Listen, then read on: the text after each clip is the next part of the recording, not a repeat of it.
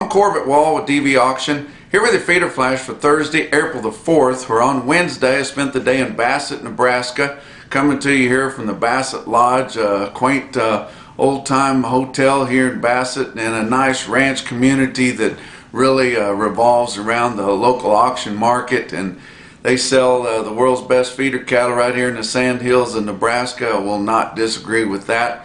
But going to be doing a speaking engagement at Sandhill Equipment for open house there, and breaking out the new Kubota equipment at Sandhill Equipment on Thursday. So looking forward to that. But let's talk about the markets on Wednesday. The board April live cattle futures ended the day down 50 cents at 125.77. June down 65 cents at 119. We haven't seen the funds completely bail out of the board, but with the lower fat cattle trade each week, you know it's coming. Right now they're calling it a trickle of evacuation from the record number of long positions that your fund managers, speculators held, and we will probably, it's inevitable, see them starting to bail out of that, realizing that the high's already been put in for your fat cattle so far this spring. And it could be kind of treacherous, guys. You might want to hang on to your Wranglers if we see a massive exodus of long positions in your live cattle futures. Your August is sitting at 115.77. That's $10 lower exactly from your April spot market. It would be hard to believe how we could hang on with just losing $10, and we lose $1 to $2 each week after all the bearish thing or the bullish things, and the death loss, the weight loss, and everything that we've seen happen in the market. And trying to hedge some of these high feeder cattle on an October market that's at 116.37 looks like a pretty tough pencil to me. But April feeder cattle down 10 cents at 144.75. May down 52 cents at 147.27. Your fall contracts of yearling feeder cattle, and there'll be a lot of really good yearling feeder cattle coming in the fall and earlier than that off the double stock pastures. But those green yearlings are the most sought after cattle and the best feeding cattle that we see all year.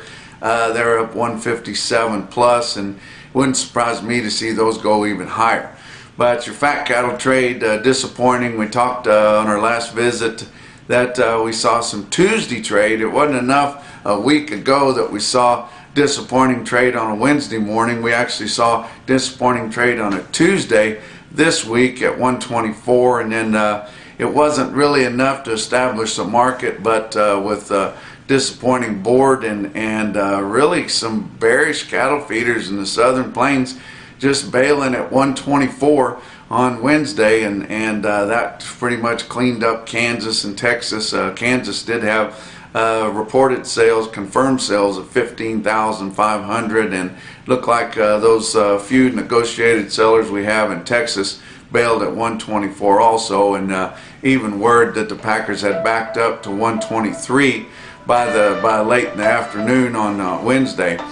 Iowa sold a few fat cattle at 127 to 128 live, about 1,150 head of those, so some better. And you would assume that the northern plains would be selling at a premium, and that premium seems to be expanding a little bit. Nebraska had some dress sales at 205, and they are starting to bring those Kansas cattle north to fill kill slots up there because of the weight loss and the cattle being backed up due to the floods and the mud and everything. But I will say earlier in the week I drove straight north from the Texas Panhandle up through west central Nebraska, and all day long I saw fat pots heading south full of cattle heading down to National and places like that. So cattle going both ways, and you might think that's a lot of freight.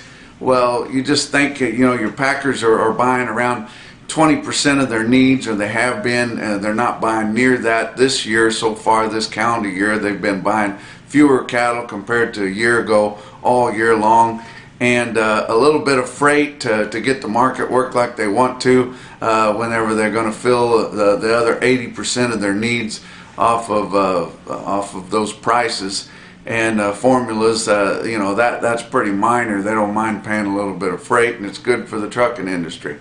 Look at the box beef cutout values. They're kind of holding their own, not much lower than the average of last week's trade. And you look at Wednesday afternoon, choice cuts 226.14, up 41 cents. Selects up 48 cents at 218.97. That's not too awful bad. Look at your slaughter so far this week, 356,000. That's 2,000 less than a week ago. And but I assume that we'll hold our late week slaughter better than we did last week, so we could end up beating that by the end of the week, because it really tailed off late in the week last week on Saturday. But your 356,000 so far this week is 16,000 better than a year ago. And remember, we had a big year last year, and every time we beat a year ago, and we're beating them week after week, we're getting rid of those cattle pretty fast. But you look at your feeder cattle market, your real-time index on Cattle Market Central, Wednesday in the afternoon sitting at 139.62, a dollar higher, straight up dollar higher, based on the 800-pound steer, and pretty good feeder cattle auctions all around. Of course, we've been talking about how everybody's really going after the lighter weight calves and stocker cattle, and more so your stocker cattle, those heavier grazing cattle, not as much on the little light calves. Right now they're wanting to buy grass cattle. They like for those cattle to be closer to a year old, if not a year old, and just not carrying the weight that those bigger feeders are carrying, and they will really put it on when they turn them out on grass. And like I've said in the past here, they're not scared to put a 700 or 7 1/4 weight steer on grass. Where several years ago, or not that long ago, they wouldn't have wanted to do that, because then that steer would come off grass weighing about 1,000 pounds and be hard to sell. But not so much hard to sell these days. A big heavy feeder like that goes right along. But look at some of your big sales. On Wednesday, OKC West in El Reno, Oklahoma, 6,100 head, and nothing hampering those cattle from coming in. Talked earlier in the week about these receipts starting to dry up, and we've worked through a lot of those cattle. Up in the northern plains, they're still backed up a little bit, and here in Bassett, did talk to the ownership there, and they were expecting more cattle, but still hard to get cattle out of the wet conditions. But we'll talk a little more about Nebraska in a minute. But El Reno, Oklahoma, feeder steers there $1 to $2 higher. Your feeder heifers over 800 pounds were $1 to $3 lower. Lighter weights $1 to $2 higher. But you did talk about calves and stocker type cattle there at El Reno, $3 to $5 higher. Spots as much as $8 higher.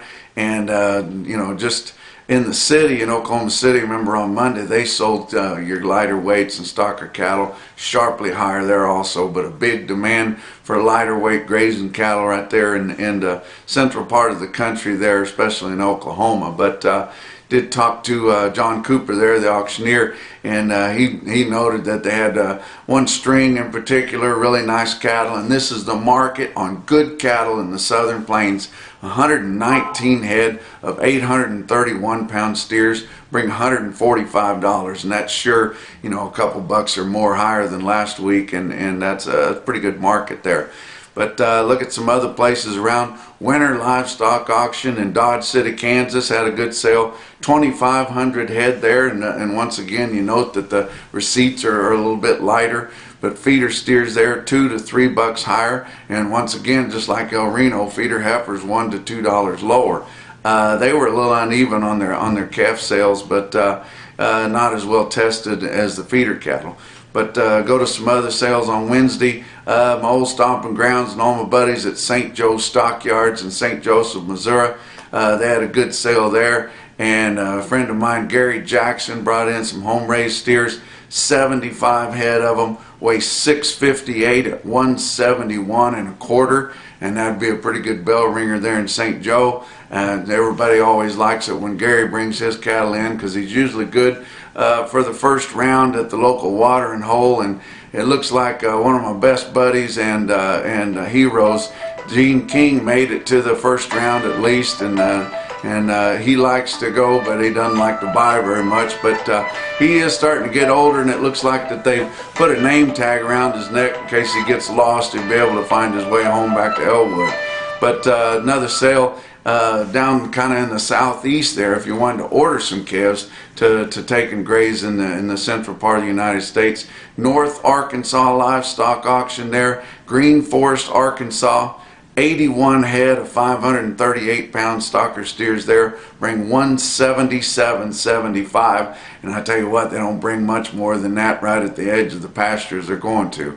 But talk about my time here in Bassett, Nebraska.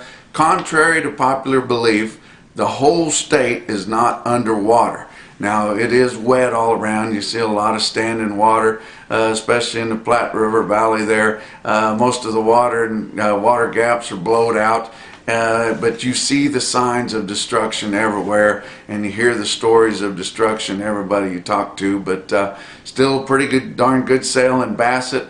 Like I said earlier, they didn't have some of the featured consignments that they usually have at this back to grass time, but still some very impressive quotes there in Bassett. And I'll show you some of these cattle and talk about them. Probably the best test of the northern market and on the top kind of cattle there. 67 head of black steers weighed 816 pounds in Bassett, bring $152. That'd be a pretty good ticket on those. Probably the highest cattle I saw sell all day long were these red steers carrying a lot of flesh. Maybe they looked fleshy to the people used to it up here, but to me they looked fat. But awful good quality cattle on these red Angus steers. 64 head of them weigh 844 pounds at 146, and they look to me the highest cattle in the barn. But the most impressive quote in the barn come with some cattle, some stocker type cattle, and I've always been a black baldy man. If you don't like black baldies, we don't see things eye to eye, but you can still make money with a good set of Hereford cows and a good black bull, and making some of those F1s there. And I tell you what, these were some of the best I've seen. 153 head of these 615-pound steers for turnout, $183. And that's your feeder flash for Thursday.